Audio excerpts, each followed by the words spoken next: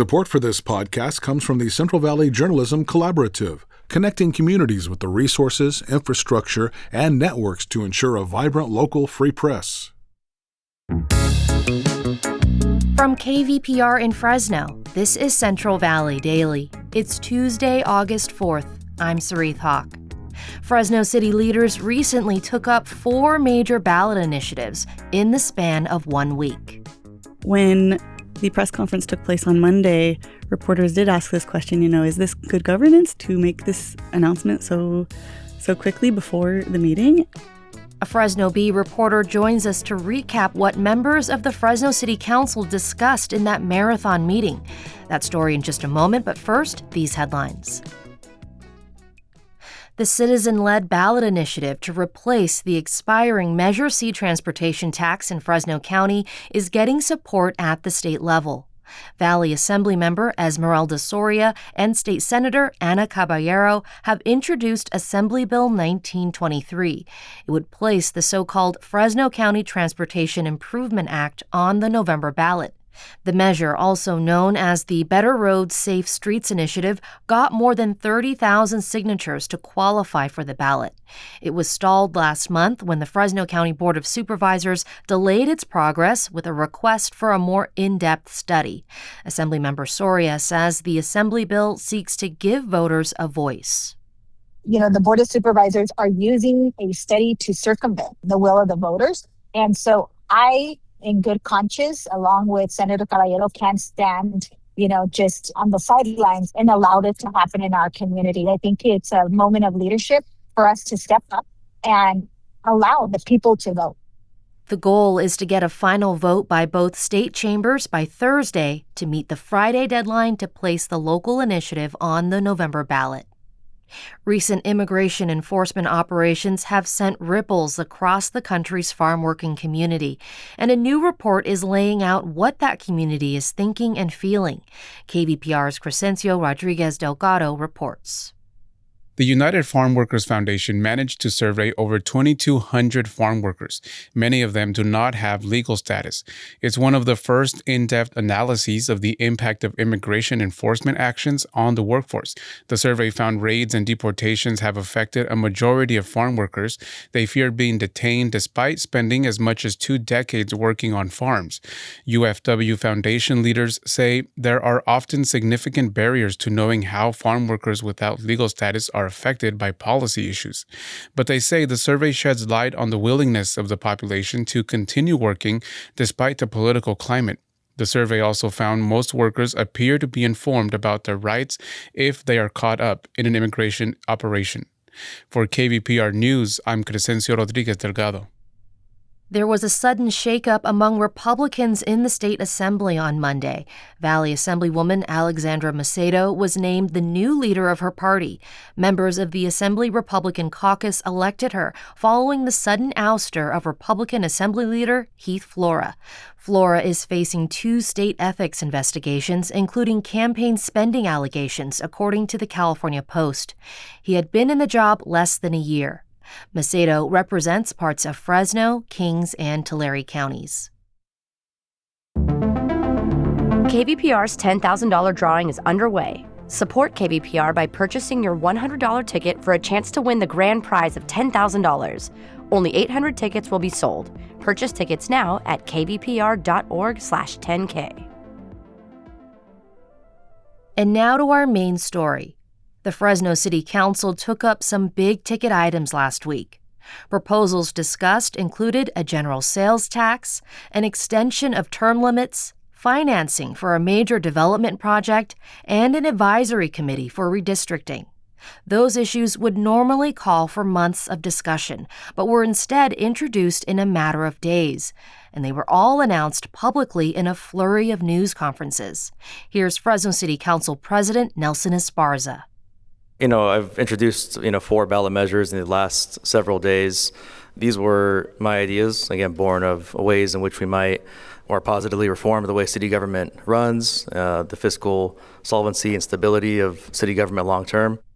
The chaotic rollout led to a city council meeting that stretched more than 12 hours, where tempers flared, with some waiting till the final hours to speak out in public comment.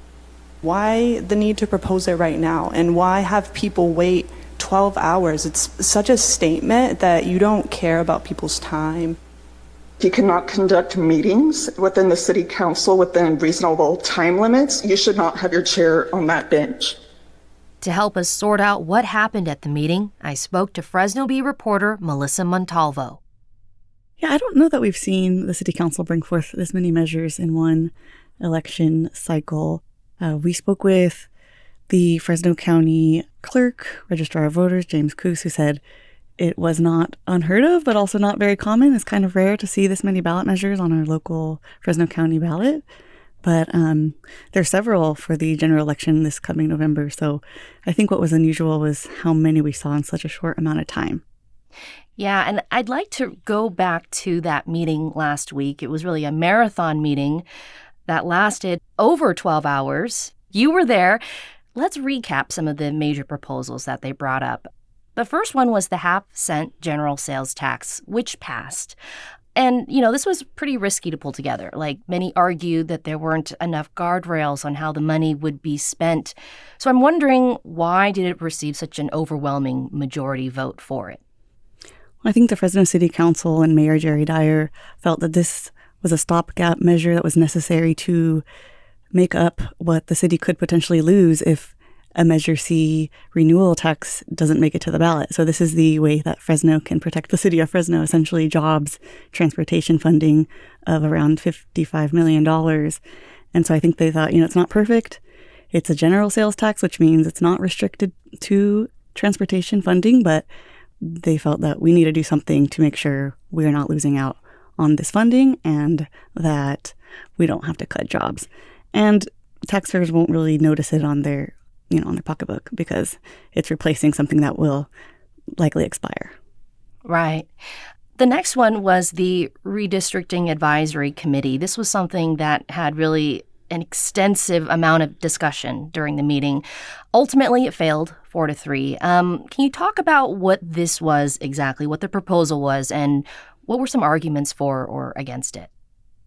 Yeah, the Redistricting Advisory Committee was introduced Monday in a press conference. Councilmember Tyler Maxwell was one of the big sponsors of this, and he said, hey, this is a measure that we can take away the decision-making from politicians, right? This is the redistricting is this 10-year process every decade where we're redrawing the boundaries for representative districts based on the census. And right now, the council has final decision-making on that process. There's some public meetings and hearings and things like that, but the city council has the ultimate authority on their own districts and their boundaries that they represent. This proposal would have created essentially an advisory committee, and it wasn't truly independent. It wasn't a truly independent body making those decisions, and I think that's why there was some concern. There was discussion in the council, and I think many thought this is a step in the right direction. Let's get more public input. Let's bring people into the process. But ultimately, the item failed 4-3. And there were a couple proposals that were discussed, but then ultimately tabled. First was the use of public funds around the Southeast Development Area, or SADA project. This was shelved pretty early. Can you talk about what that was and why it didn't get support on the council? The SADA-related item was called No Debt on Development Act, and that would have essentially created a ballot measure to ask voters if they would prohibit, the city of Fresno from spending general fund tax revenues or incurring bond debt to pay for infrastructure developments for this mega development, with exceptions for a region known as South SADA, and that was about a 2,000 area section of this project. There was exceptions for that area, but there was a letter sent by attorney Patience Milrod, who's representing the Central Labor Council and a nonprofit group called Regenerate California Innovation. Now, these groups oppose SADA altogether. And she detailed several concerns with the proposed ballot measure and its language, essentially saying that we need more time to talk about this. The language is confusing and actually does have some carve-outs that would allow for taxpayers to fund the services in Southeast. So let's sit down and talk about this a little more. And that's what the council did. Councilmember Brandon Vang decided to make a motion at the beginning of the meeting to table the item, saying, hey, I want more time with the financial reports. We haven't received that yet. Let's look at this a little bit, spend a little more time with this. And SEDA will be coming back to the Planning Commission later this month on August 19th. And I think we'll see more about the status of the project then. Yeah, so much more to discuss on that. And then the last measure that was major that was tabled was the discussion over term limits, extending it from 2 to 3 for council members and the mayor. And really, this got the most public attention, I felt, right? The most sort of contentious public comment. A lot of people called it self-serving. Where does it go next now? That's a great question, Soreath. So on Monday, Council President Nelson Esparza and Mayor Jerry Dyer announced in a press conference a proposal for another ballot measure that would have asked voters to amend the city charter. And this amendment would allow for the mayor and council members to serve 3 terms, consecutive terms, instead of 2, as the charter allows right now. Currently, they can serve 2 terms, then they must take a break for 1 term, and then they can run again. And like you mentioned, this was one of the more controversial items.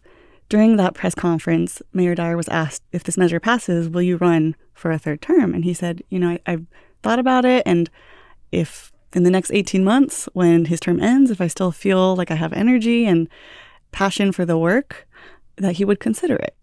Now, a lot can happen between then and now, but his indication that he would consider a 3rd term, I think, made a lot of headlines and got a lot of attention.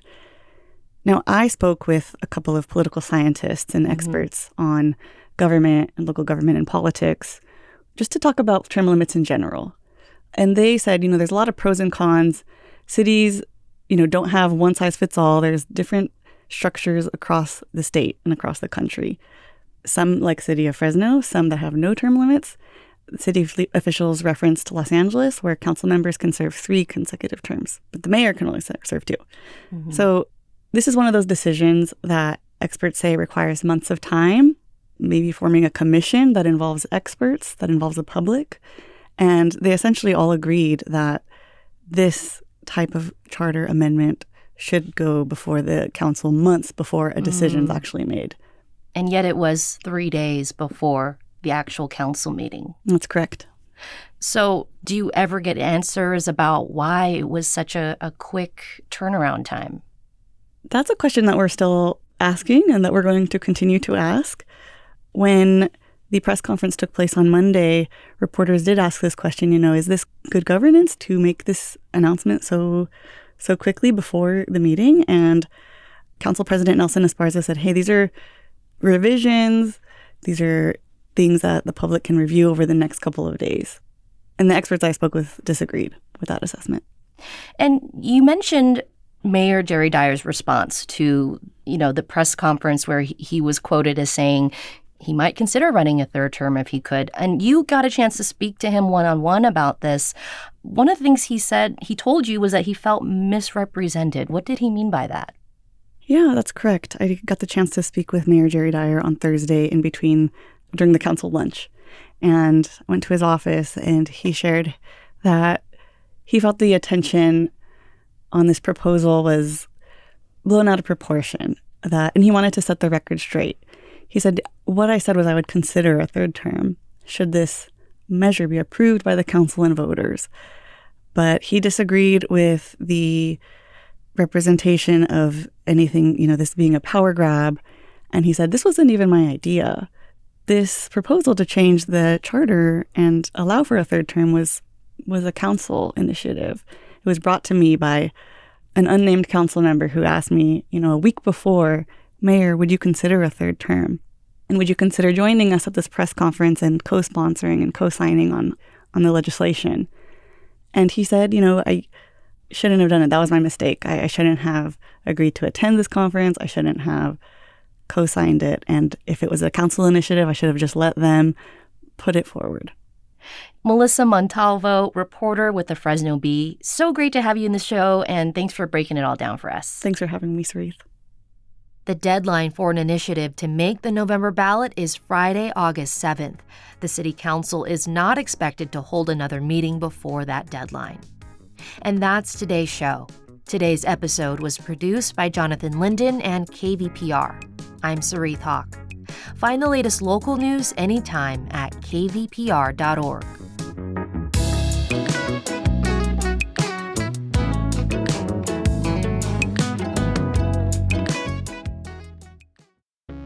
The fatal shooting of a teenager at a protest in Seattle has gone unsolved for 6 years. This is open in your face. How are there no answers? Our investigation has uncovered new evidence and witnesses who say they've never talked to police. Did police ever call you? Not once. Listen to We Keep Us Safe, a new true crime series on the Embedded podcast from NPR.